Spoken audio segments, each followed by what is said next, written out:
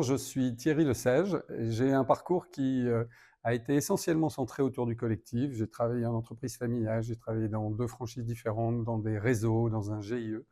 Et assez naturellement, lorsque j'ai été certifié, les missions sont tombées sur des demandes d'accompagnement collectif. Je me suis formé au fil des années sur ce sujet-là.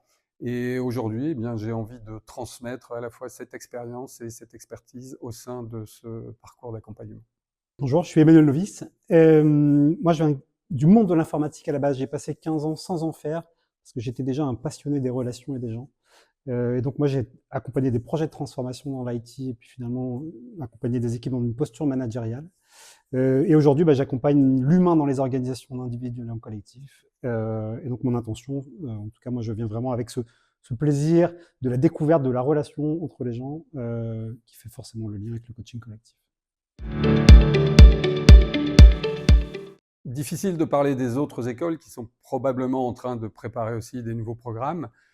Plutôt que comparaison, j'aurais envie de parler d'intention et notre volonté avec Emmanuel au sein de ce parcours est de se centrer sur le savoir-être.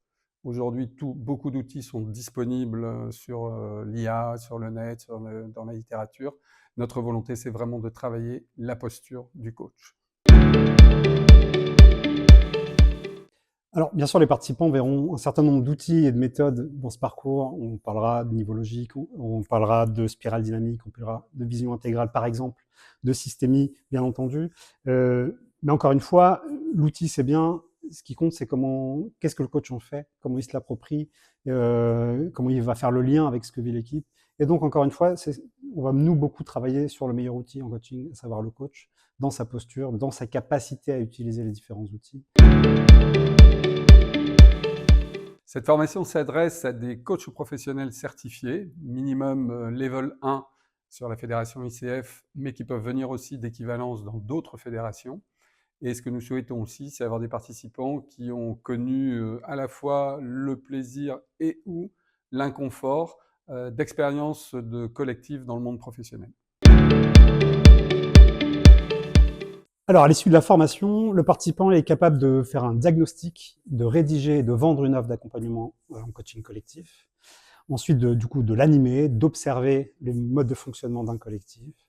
Et tout ça en conscience du groupe, de ce qui se joue et surtout de lui-même.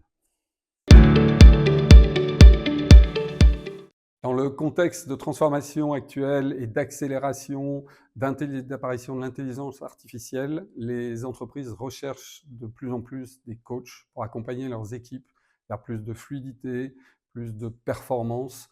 Et à ce titre, se former au coaching d'équipe va vous permettre de répondre à ces demandes. Je vais prendre la liberté d'en choisir 2 et de les allier ensemble. Et je vais parler de la puissance dans la posture. C'est vraiment notre intention dans cette formation, c'est d'aller renforcer la posture du coach d'équipe, parce qu'on est persuadé que la puissance se trouve dans la posture, dans l'écoute, dans la capacité du coach à observer, à questionner et à challenger. Le mot qui me vient, c'est légitimité, car dans nos premières missions avec Manu, nous avons souffert différemment de ne pas être forcément dans notre bonne posture. Et notre engagement, c'est de permettre aux participants de trouver cette légitimité à la fin du parcours.